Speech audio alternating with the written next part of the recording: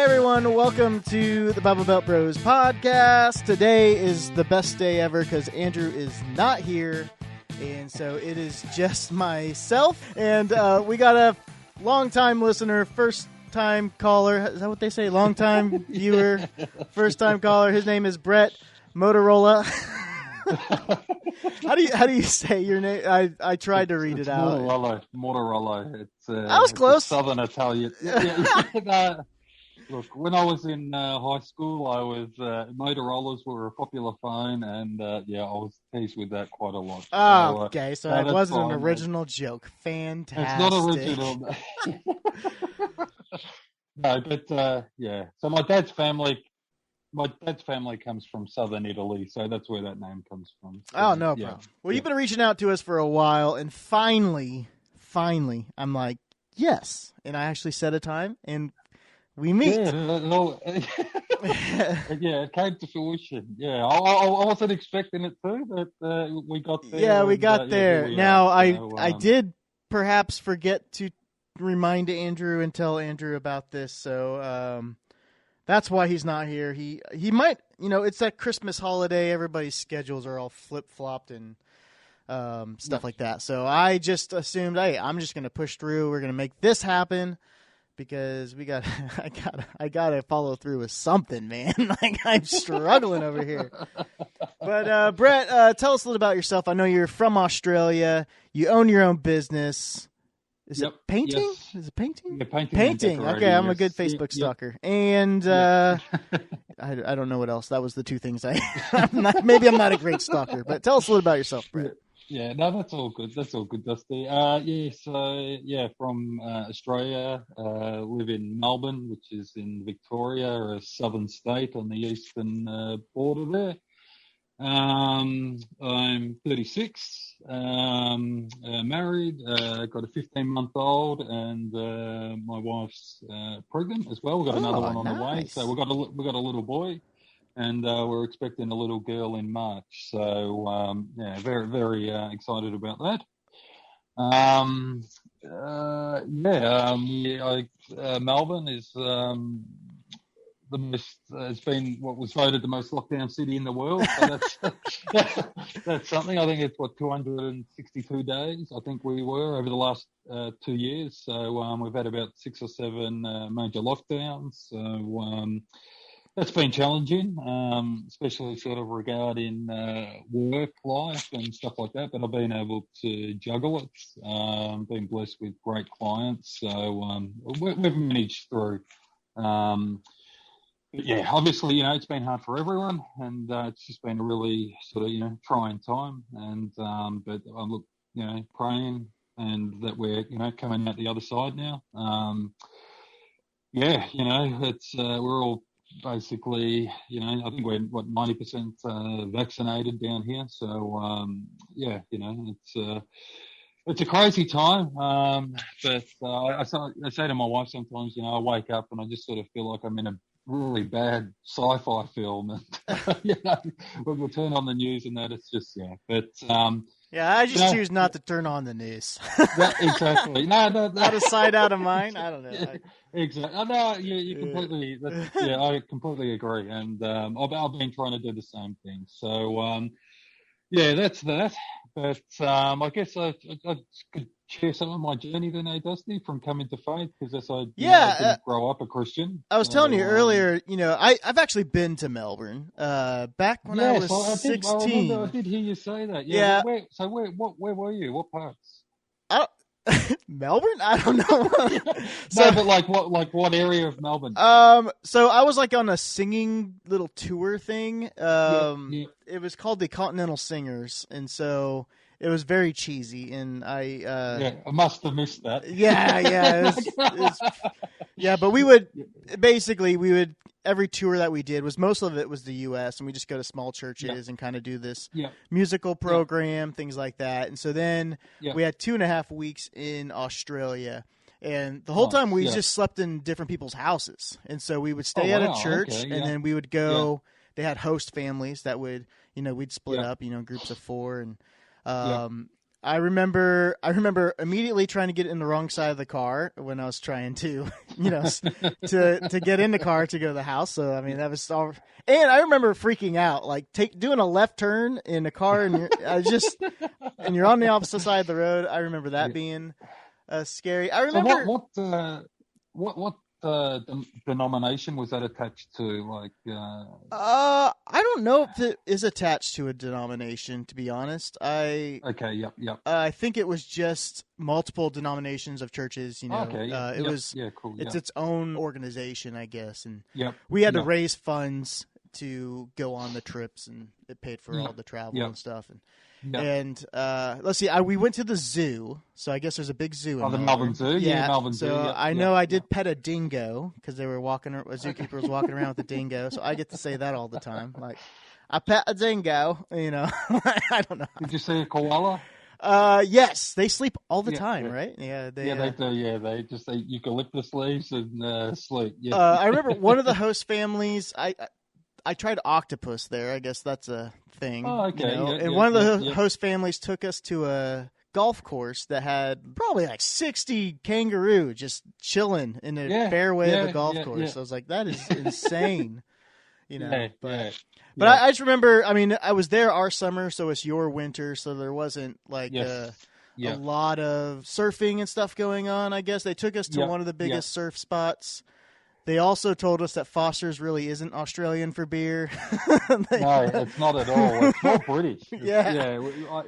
And That's, so, I remember going there, and for 2.5 weeks, I was just like, dang, like I could, if I ever was like, I want to live somewhere else besides the United States, that is top on my list of places to live. So, that's awesome. Yeah. It is very far away from friends and family, though. So, it's very far away from everywhere. Yeah, from everywhere. Yeah.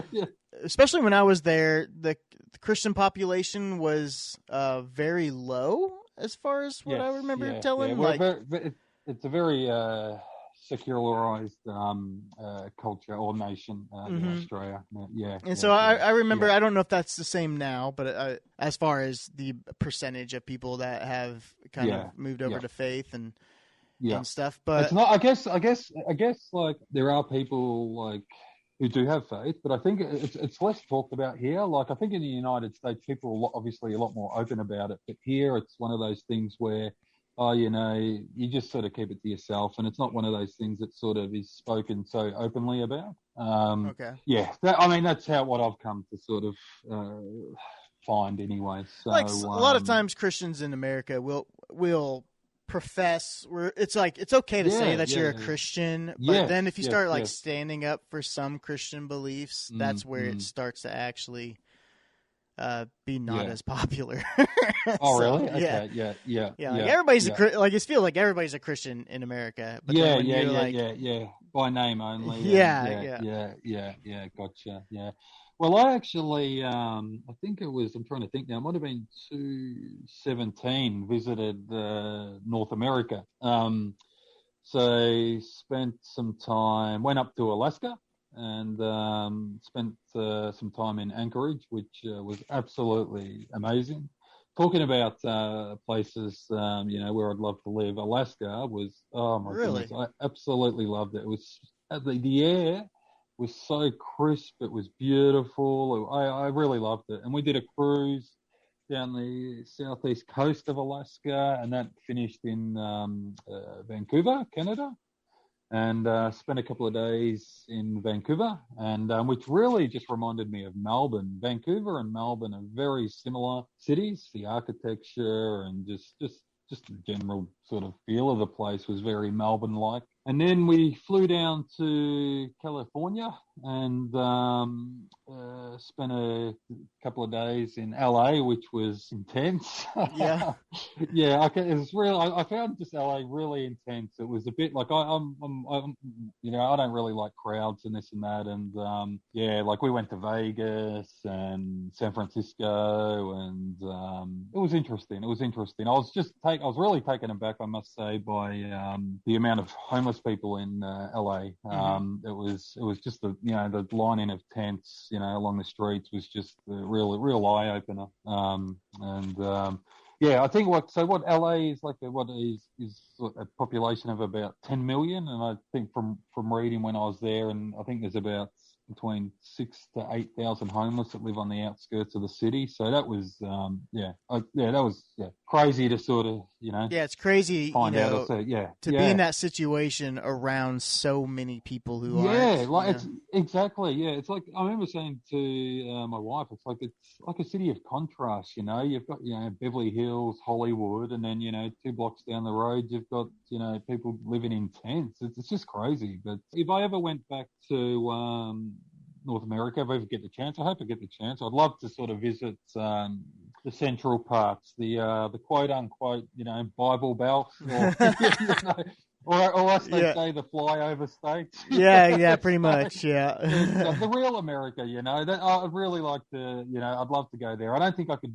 Like New York would probably be way too much for me. Just. I mean, that's what I love about Oklahoma is I mean, there's the big cities if you want to kind of go have some big city experiences, and then I mean, I could. Like, I live in Tulsa area, so I can go into Tulsa, have some, there's a lot of attractions that come our way, and then I can drive 20 minutes back to my house or have a couple acres. I still have neighbors close by, but you got some privacy. I'm not like, Indeed. And I'm an introvert per se where, I mean, if you can get me out into public, I have a great time, but getting Andrew to get me to do anything is his. I mean, and Andrew's the kind of guy that's his goal in life now is to get me out somewhere. Yeah. We call it No Friends Friday. So where my wife and I, who are both introverts, so it's probably bad that we're together because we would both convince each other not to go do anything. But Andrew makes it a game of calling me every Friday saying, "Hey, what are you guys doing tonight?" And I'm like, golly. Oh, that's nice of him. Yeah. It's a guy. And are you, correct me if I'm wrong, are you originally from Iowa? Is that correct? Yeah, so I moved around a little bit. I was born in Iowa, cornfield, town of 500 people, a lot like Melbourne, but a lot like outskirts Melbourne, because I remember when I visited Melbourne, we went to a lot of sheep farms, and it felt like I was driving 30 minutes seeing nothing before we got to the next spot. It was very spread out. But so I grew up in Iowa, and then my dad got job transferred to Missouri, and so we just kind of kept slowly going south and south and south, and that's where I met Andrew, was in Missouri, and then I met met my youth pastor there. Ended up moving to Oklahoma, and so I followed him to Oklahoma to take a job. So, awesome. Just slowly moving south, and someday I'll end up in Houston, I guess. We'll see what happens. Just keep going further south. Yeah, no, that's awesome. Yeah. No, as I say, I'd love to sort of get back there because America's such a vast country. Like, I think a lot of people forget that it is massive. It's you got 50 states there. It's just it's incredible. Well, it's a country where you have great, awesome mountains you can go visit, and you got great flat fields. There's just so much diversity. Whatever you want is there. Yeah. Australia's a bit like that too. Obviously, we've got the central desert and that, but we do have a lot of mountainous ranges, especially in the sort of around where I am, sort of north of Victoria. We have that. We've got tropical up in the north of the country in Queensland. So, no, we do have a nice range of ecosystems as well. So, enough of the, I guess, the comparison of countries. We've lost all viewership now. We just that's what Andrew and I are just making. We make fun of everybody, therefore nobody. But what is the like when people like hear of Australia? Do they just think Fosters and kangaroos out your backyard? I mean, I hear a lot of people thinking, they just hear the spiders, and there's this. You could die any moment by a spider bite. Yeah. I've actually got a redback in my shed at the moment, which I haven't been able to get rid of yet. I'll have to set off one of those spray bombs or whatever to get him out of there. So, we have some pretty ugly, scary spiders. Yeah. And snakes too. Snakes. Yeah. So anyway, I guess I'll sort of share some of my journey to faith because, as mentioned earlier, I haven't always been a Christian. I've been a Christian now, so I'm 36 now, and came to faith at the age of about 30. So I come from a family of 4, an older sister, 2 younger brothers. My parents split up when I was I think it was the age of about 15. And we chose to stay with my mum, and it was pretty hard going, Mum was working, 2 jobs to sort of, keep food on the table, and it was hard stuff. And I, at a pretty early age, fell into, the habit of sort of, drinking and smoking. I think by the age of about 16, I was, just sort of, drinking and smoking and carrying on, and just, losing interest in school. I didn't really sort of struggle, with the work. I was just losing interest, just with the domestic issues going on. It was just hard to sort of concentrate on studies and stuff like that. And when I was little, I did attend church a couple of times with my dad, who was more of just a nominal Catholic with that Italian background. Just did the whole sort of Christmas and Easter thing. But that was only really my only sort of, contact with, any sort of church connection. And then, so growing up, so from about 16, I think I left school at about 17.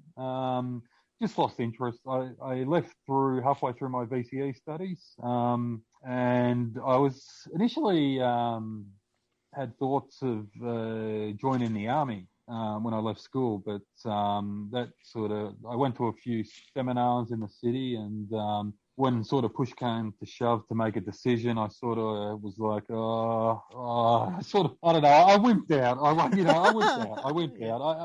I did. I have such the utmost respect for people who have served and military. I love military history and stuff like that, and I have the utmost respect for people who are brave enough to go do that. I know Andrew has served as well, so let's not boost his ego. He's not here. Okay, so there's a rich we have a rich military history on my mum's side of the family of people who have served. But so anyway, for me, attended a few seminars in town, and when sort of came the point of making a decision, I was like, maybe not for me. But anyway, and then did a couple of trades and stuff like that. And by this time, I was not only drinking, but smoking a bit of pot, marijuana.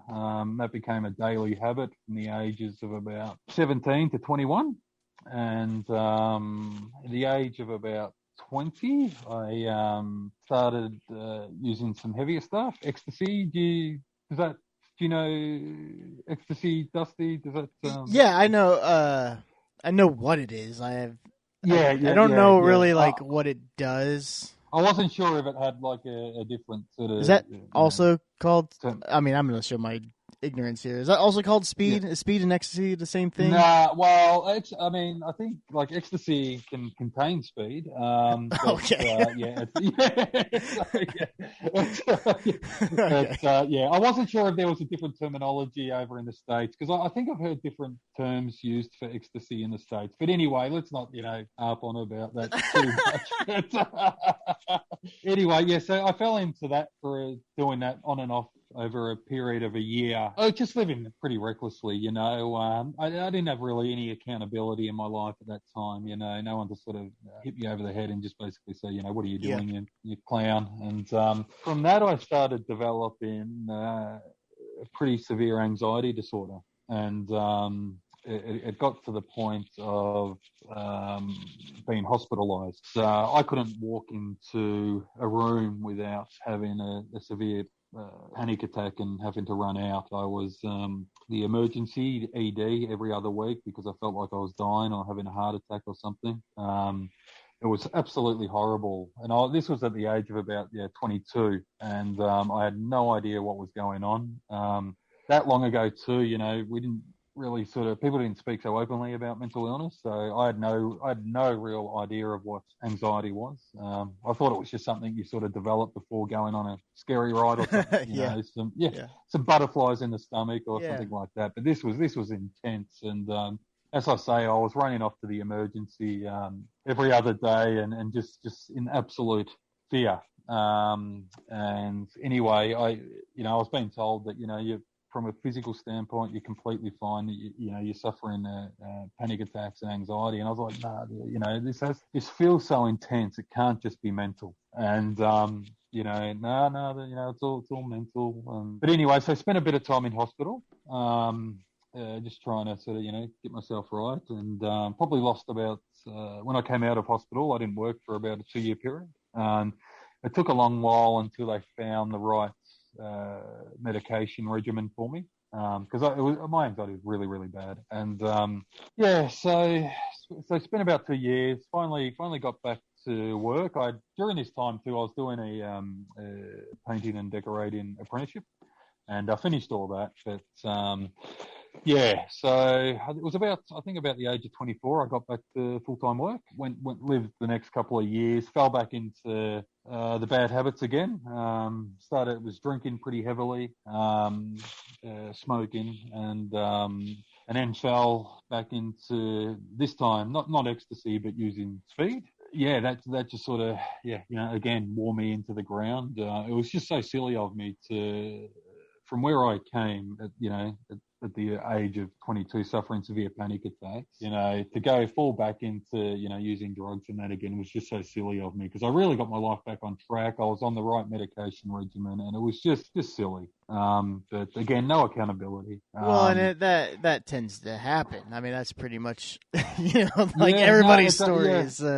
I can handle this. Oh, this isn't that bad. Exactly. Sudden... You become complacent. You have a few good years of where, I'm good again. I'm fine, and you just become complacent. And it's not only I don't think obviously the anxiety and that it doesn't just come from drugs. I think there's a genetic disposition as well, because my father and my sister have struggled with depression and anxiety as well. So I think there's a genetic disposition there. But I think the drugs obviously just made it a lot worse. And anyway, so into my sort of later 20s, that's where I was at. I was drinking a lot, and it's working, but just partying a lot on the weekends and just sort of running myself into the ground. And it was during this period where my mum had started attending church. I thought she was crazy.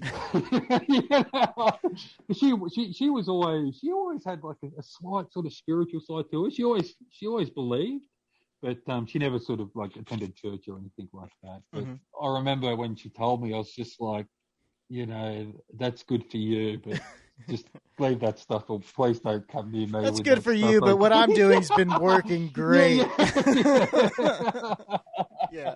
And by this stage, I was in a really dark spot too. I got really into. I've always loved music, and I've always loved pretty intense sort of music. In my early sort of 20s, and I mean my later teens and early 20s, I was into a lot of industrial sort of music. And growing up through my teens, my favorite band was, I'm sure you probably know them, was the German band Rammstein. Have you heard of them, Dusty? So growing up, it was told to me to be a sin to listen to any kind of secular music. Yeah, okay. So I didn't really start listening to much stuff until my 20s. So so the answer is no. Yeah. And then you throw a German band in the mix. I'm really not even. Yeah. They're really. I mean, they're still going now. They're really popular. But I loved, when I was a teenager and that, I loved them. I thought they were absolutely brilliant for the time. And then sort of growing up, so I got into that whole sort of industrial scene. And then in my later 20s, I got really into the whole Scandinavian black metal scene, which is really dark. What are you guys listening to up here in Australia? It's just, I just loved, any music that was intense and pushed the limits, and I was just attracted to that. It was all, I guess it was just part of my personality, I just really sort of, So I was in a dark spot, and I was, as I say, the weekends, I was just drinking heavily, no accountability, feeling pretty hopeless too, and I just wasn't sure where the hell my life was going. I was just, what is this? And Mum had, as I said, Mum had been attending church, and I remember waking up one morning after a heavy night drinking, and I just said to myself, you know what, I'm going to give this church thing a go, because nothing else is working. I'm just running myself into the ground. I'm either going to end up, killing myself accidentally or something, and I had to do something, and so I just thought I'd go see what all these Jesus guys, Jesus guys and girls are all about. And so I went along with Mum, and it was a Mum attended it was a Pentecostal church, but not just pretty like not as intense as like when you think of like the American Pentecostal church, you think of like snake handles and stuff like that. I don't know, like it's pretty just sort of pretty easy going down here, and but it falls under the sort of the Pentecostal denomination, and so I started attending, and I just kept going. I thought, no, this is I was really getting a lot out of it, and just kept going and going, and slowly I quit drinking, and quit smoking. I was a smoker for 15 years, and one day just woke up and just said, you know what, I'm done with the smoking, and quit cold turkey. I'd tried many a time in the past to quit, patches and lozenges and all these other things, and nothing ever worked. So I was able to give all that stuff up, and in that church, gave my heart to Christ, and but even from there, like it was still an up and down journey. Like I never felt comfortable in the church. Mm-hmm. Just felt like a black sheep or just an outsider. I don't know. It was just, I just never felt comfortable. I enjoyed it. I was getting a lot out of it. I enjoyed learning about the Bible and studying the Bible, and that was really good. But I guess, it got to a point where I just felt like I just sort of wasn't fitting in, and then went through a little bit of a period where I started listening to a lot more sort of progressive sort of Christianity sort of stuff, like podcasts, and read a few books and that, and who's there, Rob Bell and mm-hmm. Peter Enns and people like that, and and then I just got to a point where I was reading this stuff, and I just felt this is just, it's basically just humanism, you know what I mean? Right. It just got to a point where it was just so empty. It was just not like, I was just like, it sounds all nice on the outside and appealing, but there's just no substance to it, I felt, so not to put down all progressive Christians out there, like but I just felt, for me, it just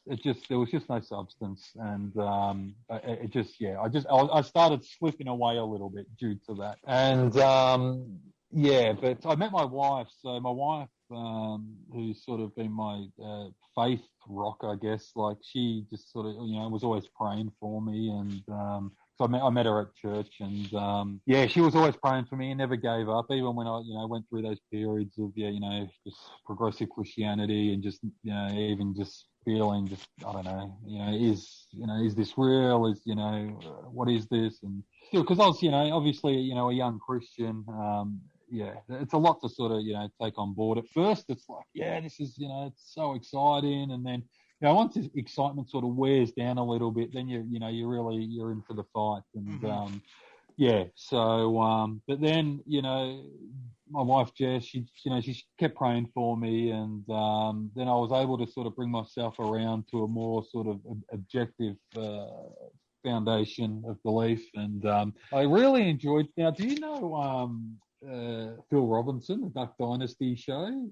Yeah. Yeah, now I read one or two of his books, and started watching the show, and I fell in love with him, like with all the family. I was like, this guy is absolutely brilliant. And you know what appealed to me, Dusty, was he didn't mince his words. He just said it like he is. He believes, and that he believes what he believes, and that's it. And it's as simple as that. Yeah. And he came from that a pretty rough background too. He says he was a drunken heathen and all this and that. And I read a couple of his books, and listened. He's got a podcast, the Unashamed podcast, and with his son Jace and Willie, and Al, his other son. And I started listening to them, and I just thought, oh, this is really, really good. So, and then just started sort of reading my Bible, like just started shutting out all the noise and just sort of focused on just studying my Bible. Not sort of taking in, what the secular world's saying and this and that, and just trying to just focus on my faith. And from there I was able to, bring myself back into a strong sort of, objective belief, and which is, continuing now, which is great. It certainly hasn't been an easy journey, but I wouldn't change it for the world. Like, there's no way I could, now that I've experienced God, you couldn't try and, make me believe otherwise. You know what I mean? Yeah. Like, I have a lot of friends who sort of, look, I don't know, like I'm probably, I think, the only sort of, practicing Christian out of my sort of group of friends. And that can be, it can be a little difficult, but you couldn't persuade me now that I've had that experience. On our last podcast episode, Andrew and I were talking about, what if we're wrong about everything we believe?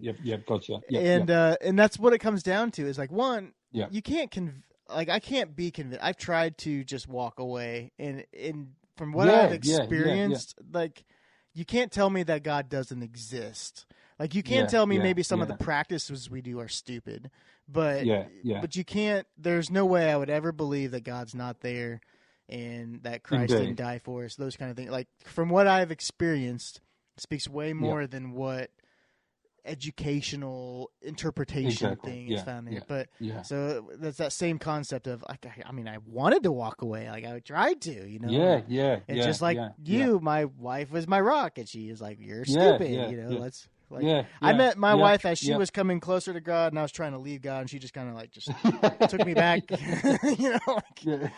not that I was fighting too much on it, but it was just kind of it does. At this point in my life, like, you can't convince me that the things I've experienced didn't happen, and more than like something I read, maybe interpreted wrongly, Indeed.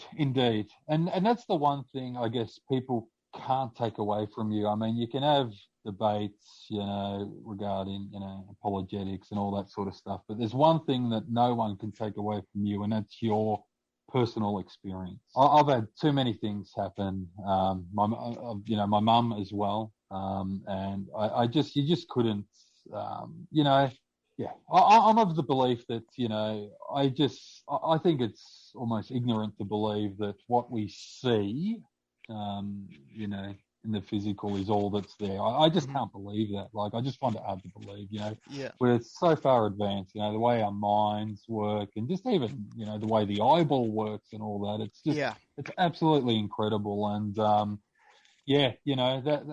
that's where I've landed. And I thank God, every day that, I'm here, and, it's a truly wonderful thing. And if we're wrong, what's the worst that's happened? You've cleaned up your life, That's exactly right too. Like, obviously, anything. I'm not saying, there's a possibility that you could be wrong. What's the worst? Like, I cleaned up my life, and was able to get married and start a family, which is absolutely fantastic. Because if I go back to my later 20s, all I was looking at was let's just say an early retirement. Yeah, exactly. If you know what I mean. I know exactly what you mean. So. But it's just wonderful. And I was listening to Andrew Klavan. Do you know Andrew Klavan? He's one of those political, sort of conservative political commentators. He's a Christian. I think he's on. He's connected with is it the Daily Wire or something with, I think, like Ben Shapiro, Michael Knowles, all these conservative political commentators. Anyway, I was listening to Andrew Klavan. It was just leading up to Christmas, and I think he was talking about that, does he feel threatened by that there's so many other religions out there and this and that, and he said something that was I thought was really cool. He's like, well, there's a lot of wrong answers to questions out there, so you know, like it doesn't threaten me at all, you know. So, you know, there's a lot of questions, and you know, there's a lot of wrong answers too. So, you know, it is what it is. Another book that was quite, I guess, profound for me and really helped me was C.S. Lewis, Mere Christianity. Have you read that? Quite. It had been a long time ago. I know I've read some Yeah, of it. yeah. I don't know. It's a real tour de force, like regarding, you know, sort of belief and faith, and like his whole, you know, journey was, you know, he wasn't a believer, and you know, came to faith later in life, and yeah, no, he the way he sort of, it's real easy to digest too, you know, like it's not one of those top heavy sort of apologetic books. Like he was really, I just think he's a brilliant writer. Like I've got a couple of his works, and yeah, and I really enjoy C.S. Lewis. So he's, yeah, a lot of his work really sort of helped me along as well. But yeah, no, so that's all wonderful. But you know, I wish I could say that, like, you know, since sort of obviously coming to faith, you know, it had just been blue skies. But the mental health stuff has propped up. There's, you know, propped up again over the last probably 2 years. So I went through a period, so yeah, 36 now. So when I was about 34, I was going through a bit of a period where I was just starting to feel, regarding my medication, I was like, oh, you know, do I still want to be taking this? You know, do I still need to take this? You know, should I wean off it? Or, you know, I wasn't sure. So, I just went through, yeah, I tried slowly just sort of weaning off it. It caused me, a lot of grief. Like, yeah, it was a big mistake. I basically took it upon myself to do, without, you know, really, I consulted my GP, but they're just, you know, a general practitioner, and regarding mental health, they're not the best to go to. You really need a sort of professional there. And with my level of anxiety, anyway, yeah, it turned into a disaster, and I ended up back in hospital a week after the birth of my son, and yeah, you know, it's been a long journey back. I've got a great network, you know, supporting and looking after me, and yeah, just with obviously the right medication regimen, I'm yeah, getting my life sort of back on track. But so I suffer severe anxiety disorder, and depersonalization and derealization disorder. Have you heard of those? Are you aware of those terms, Dustin? More of the terms, yeah. The Yeah, full-on definitions, and you know, I'm not even yeah. going to try. Yeah, no, that's fine. Like, yeah, depersonalization, derealization, Yeah. it's absolutely terrifying. Like people, if you haven't experienced it, it's really hard to describe. And I try to, you know, sort of describe it to my wife, and she can understand only, you know, because she hasn't obviously experienced it, so she only really has a limited understanding of it. But it is absolutely horrible. Like you feel as if you're just not in reality. You feel you get a lot of intense feelings of impending doom, and you just feel like you're in a dreamlike state. And it's just, yeah, I wouldn't wish it upon my worst enemy. Like I say to people, you know, like sometimes, you know, in my sort of darker sort of periods, I just wish I had like a physical illness, you know, something tangible that I knew how to deal with it, you know, because the mental health stuff, there's so much ambiguity regarding it that it's you just don't know what's the right way forward, you know, and even regarding medication, sometimes sadly it's a lot of trial and error, you know. We just got to see what works for people, and you know, what works for, you know, A might not work for B, and it can be really difficult. But I can tell you one thing, like when I was in hospital just after the birth of my son, it was yeah, I remember it was really tough. But I remember, you know, I was just praying a lot and had my Bible there, obviously, and I don't know how I would have gotten through, obviously, without that belief, you know, without that faith, without God, you know. It's yeah, I don't know. It's been a crazy ride. But yeah, I wouldn't change anything for the world. It's you know, I've learned a lot of lessons, and a lot of this stuff too, I hope to sort of, you know, the lessons that I've learned, obviously, hope to pass down to, you know, my kids as they grow up, and you know, just make sure they're aware, and you know, to be safe out there, and you know, because yeah, it's just, yeah, it's easy to fall into, you know, bad habits, and I think with you know, that strong foundation, that strong belief in God, I think it really goes a long way, and You have any questions regarding that No, stuff? I was just Did that all make sense? it all made sense. I mean, I think part of the issue when people go through things like this is we always think that we're alone when Yes. everybody's going through some sort of, maybe not as severe, but everybody's going through some sort of doubt, some sort of exactly inner turmoil. Right. Definitely, yeah. And I've found, because I've gone through, it's called CR, Celebrate Recovery, and it's like a Christian 12-step kind of group. And so I've gone through that multiple times, and I remember just being in a group of people where you could start saying some of your thoughts out loud, all of a sudden made those thoughts feel so dumb, because it just put it all into perspective. Because a lot of times there's this inner turmoil and inner battle that we kind of go through, and then we think that we're alone, so we can't share it with anybody.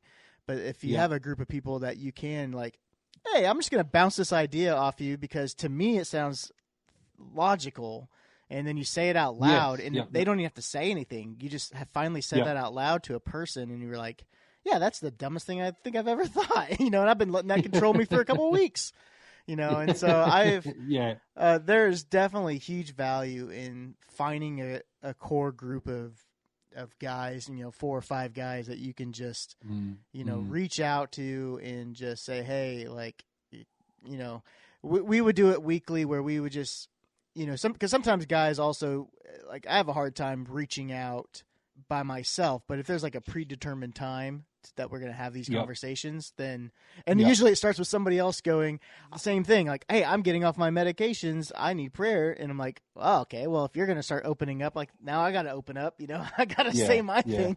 And so it's like, you know what though, just in saying that, when I sort of tried to wean off the medication, like, that's the thing too, I took it upon myself. Like, I was going through one of those periods where I was just angry. I was angry at God, and I was like, I'm not even going to pray about this. I'm just going to take it upon myself and just rely on my own understanding. And it really was it was a disaster, man. I've been low before and had some severe anxiety, but I never knew things could get that bad. Like that was absolutely horrible. Well, and that's one of the first steps in Celebrate Recovery was, one, realizing I am not God, that I do not have the power over my own situation. Exactly. So, no, completely agree. So, it was just one of those lessons learned. You know what I mean? A tough lesson, but a lesson, nonetheless. And I really enjoy just living a clean, sort of healthy life. I don't, as I think I mentioned earlier, I don't drink, haven't smoked in years. Just completely clean, eat healthy, look after myself, and just enjoy living, without those needs for, escape, escapism, I guess, Exactly. So my wife and I, we're actually just going through a period now at the moment where, trying to find another church. Like, so the church I mentioned earlier where I came to faith, my wife grew up there. Okay. And, but we've just sort of found now, because we've obviously started a young family, there's not much of a kids ministry there, and there's not many young families there of our demographics. So we're like, we've got to think not only of ourselves now, but of our children. And so we're trying to find somewhere with a lot more sort of, families our age, and a better sort of kids ministry and stuff like that. So I've reached out to a few people I know who have sent some nice messages, and made us aware of some places we can attend. So so we'll do that early in the new year. And so it's hard, like I just feel like I get nervous, about starting new, and like just walking into a place where which is obviously probably well established, and you know what I mean? Like I get a little nervous, meeting new people, and I'm very much an introvert myself, Dusty, and it's hard, man. It can be hard, but we're looking forward to it at the same time. So it's easy just to go to those churches and start blending in, and like, I'm doing it for my kids. I'm making them socialize by throwing them in their class, but I am not talking to anybody. And which I don't want to. I don't want to just do that. You know what I mean? Exactly. Like, exactly. So it's but we just need somewhere where with a bit of kids, somewhere where our kids can have fellowship and create friends and stuff like that, and so and obviously my wife and I as well. So but Jess, my wife, she's very much an introvert too. She struggles in just sort of meeting new people and stuff like that. So but it's we'll get it done, and it's exciting, So so you're still at is it Church That Matters? Yep, church where you go? Church That Matters, the one and only church in the world that matters. Just kidding. Some people tend to think that that's why we named it, but no, there's so many we're in the Bible Belt. There's so many churches everywhere, and we just want to make sure that we do stuff that matters to people, to God, to each other. And hopefully my ramblings on made some sense. I think the story's good. I think a lot of people struggle with what you've struggled with, and they keep it to themselves. And I think that is the ultimate takeaway from this is stop trying to do this stuff alone. There's other people just like you somewhere. And and I think that's where the change really happens, when you start finding people like you that struggle, and then you can help each other. I think that's where you grow. Indeed, and what it's wonderful that society is becoming more open to it, and people feel that they can open up. And as I said, 16 years ago when I was first diagnosed with anxiety disorder, I had absolutely no idea what it was, and I didn't even know where to turn to get some understanding or anything like that. So so it's very important because there are a lot of people out there struggling, and because life's tough, man. It can be really, really hard. It can wear you into the ground, and you just got to a little some daily Jesus and daily Bible goes a long way, doesn't it? It goes a long way. All right, well, thanks for listening to this episode. Thanks for hanging out with us today. And I guess you can do the take it easy for Andrew. He usually does take it easy. That's his call sign. So we'll see you next week. Take it easy. Yeah, there you go.